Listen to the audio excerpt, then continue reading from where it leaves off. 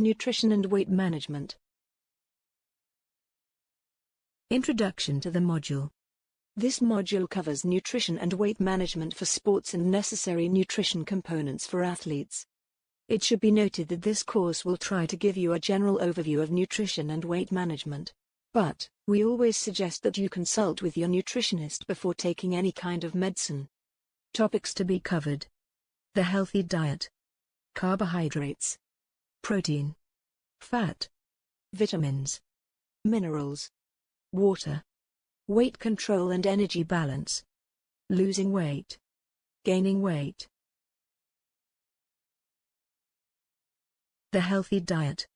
Proper diet planning and good weight management skills help athletes and others to set body weight goals and to achieve those goals successfully. To create a healthy diet plan for clients and to help them properly manage their weight, one must understand how the human body uses food. Food satisfies three basic needs: it supplies energy, it supports new tissue growth and tissue repair, and it helps to regulate metabolism. These three requirements are met by components of food called nutrients. The human body requires certain nutrients in order to achieve maximum levels of fitness, athletic performance and disease recovery. There are 6 classes of nutrients: carbohydrates, fats, proteins, vitamins, minerals, and water. Each class has unique chemical characteristics suited to meet specific body needs. When balanced, these nutrients help promote optimum health and performance. However, an excess or deficiency of one or more may be harmful to health and may impair performance. To create a healthy diet with the proper nutrients, 2 basic principles should be followed. Eat a variety of foods from each of the food groups daily, as well as different foods within each group. Eat in moderation.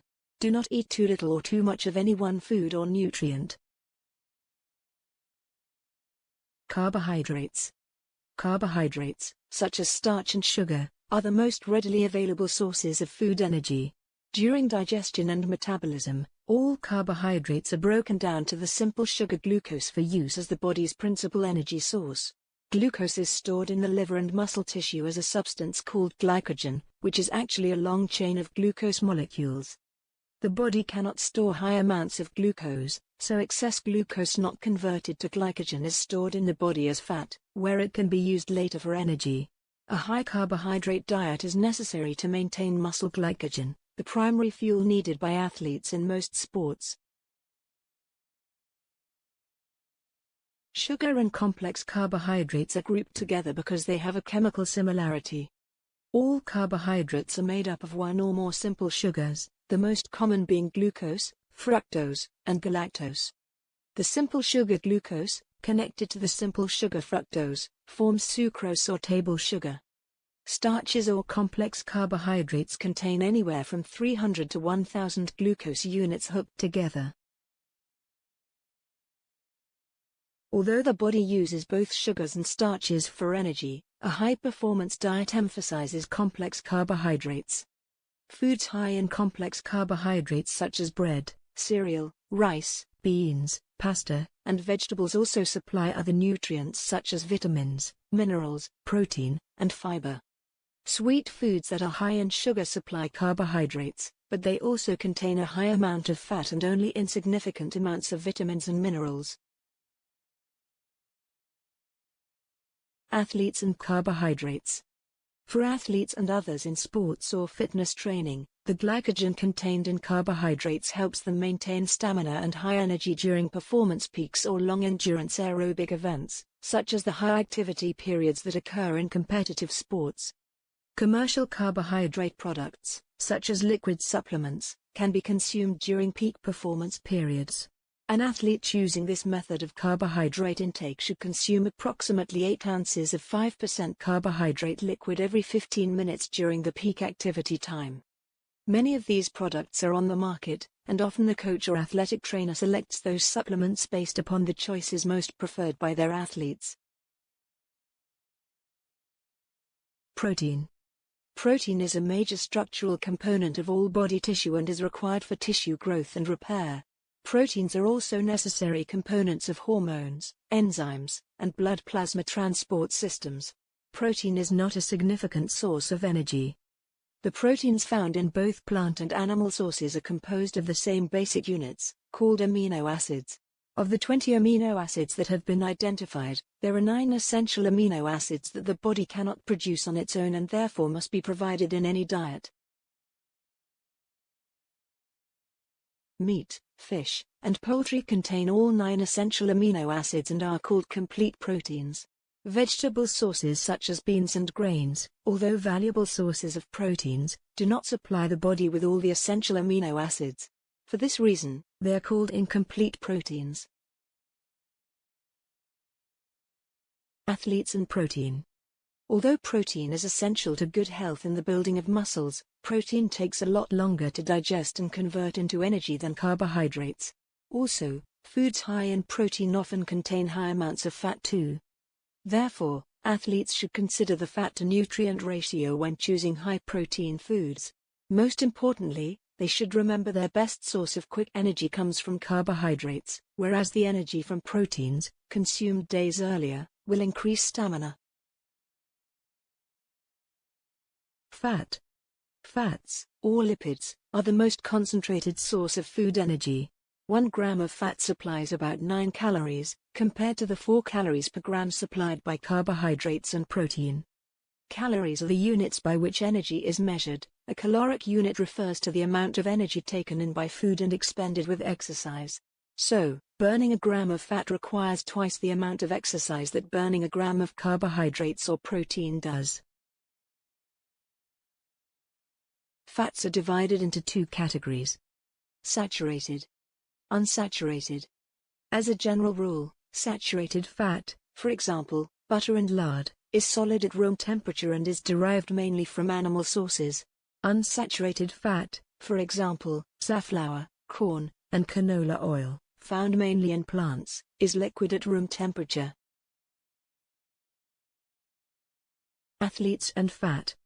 Some fat is stored in lean muscle tissue, which is the muscle tissue that is used in athletic activity. Because of this, athletes need to understand that severely restricting their calorie intake is not going to help them with weight control. During a high-performance activity, just when the athletic person needs that extra spurt of energy, the body will draw upon nutrients from the muscle tissue, thus diminishing the athlete's performance. Athletes, then, need to watch their fat intake to be sure that it is adequate for their sports needs. At the same time, they need to closely watch the amount of fat they consume. Vitamins. Vitamins are organic compounds that the body requires in small amounts but cannot manufacture. These compounds are metabolic regulators that govern the processes of energy production, growth, maintenance, and repair. 13 essential vitamins have been identified. These vitamins are considered essential because each has a special function in the body and also works in complicated ways with other nutrients. The daily vitamin needs of an athlete are not significantly different from that of the general public. For this reason, it is unnecessary, and at times unhealthy, for an athlete to exceed the recommended levels of consumption of essential vitamins. Vitamins are divided into 2 groups. Water-soluble. Fat-soluble. Fat-soluble vitamins include A, D, E, and K, which are stored in the fatty tissue, principally in the liver. Taking a greater amount of vitamins A and D than the body needs can produce serious toxic effects over a period of time. Minerals. Minerals are inorganic, carbonless, compounds that serve a variety of functions in the body. Some minerals, such as calcium and phosphorus, are used to build bones and teeth. Others are important components of hormones, such as the mineral iodine in thyroxine production. Iron is essential for the formation of hemoglobin, the oxygen carrier within red blood cells. Certain minerals, called electrolytes, help regulate the contraction of muscles, the conduction of nerve impulses, and the regulation of normal heart rhythm. Minerals are classified into 2 groups, based on the quantity needed by the body every day. Major minerals are needed in amounts greater than 100 mg, mg, per day. Calcium, phosphorus, magnesium, sodium, and chloride fall into this category. Minor minerals or trace elements, such as iron, zinc, selenium, copper, and iodine, are needed in less than 100 mg per day. Athletes and minerals. Because an athlete eats more food than the average sedentary person eats, an athlete generally does not need mineral supplements. Two cautions to this guideline exist, however, which apply to all women but should be emphasized for women athletes. Calcium intake should be 800 to 1,200 mg a day to help maintain bone strength and to help prevent osteoporosis.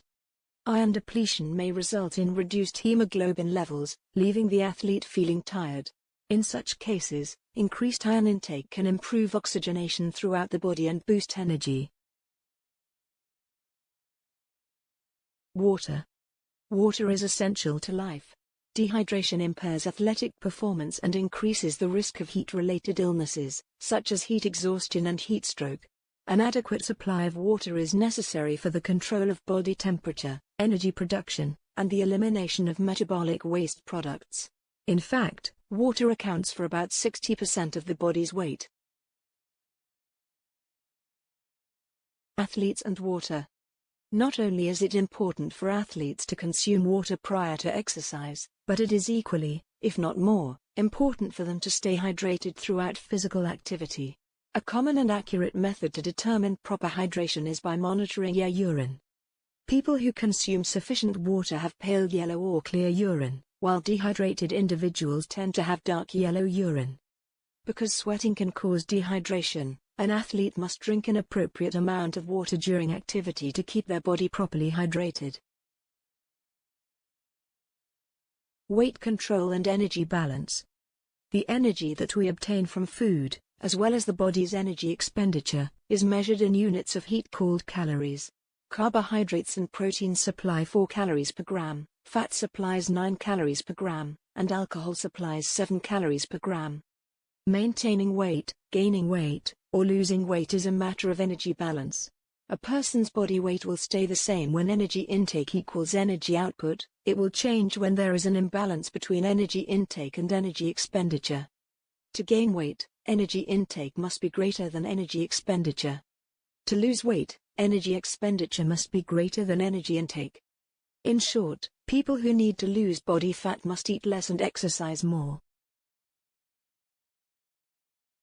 Each person has a specific requirement for calories, which is determined by age, gender, body weight, and physical activity.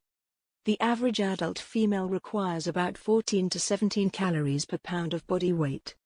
The average adult male requires 15 to 18 calories per pound. Children, adolescents, and physically active people, such as athletes, require more calories per pound of body weight. Losing weight. The most successful strategies for weight loss include calorie reduction, increased physical activity and behavior therapy designed to improve eating and activity habits.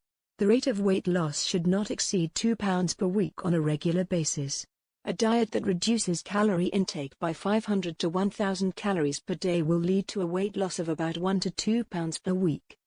Exercise should be included in every weight loss program, as it helps to counteract some of the negative effects of caloric restriction. Dieting decreases the body's use of calories, making it more difficult to lose weight.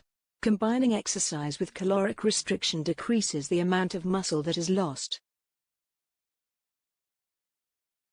Aerobic exercise is the best method of losing body fat.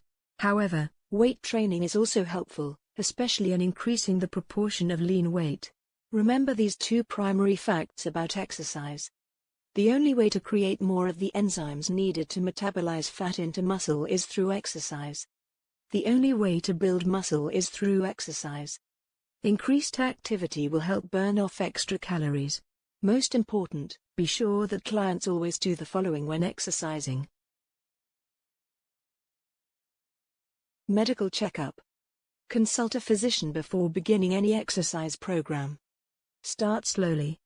Set modest goals, building up to difficult levels gradually.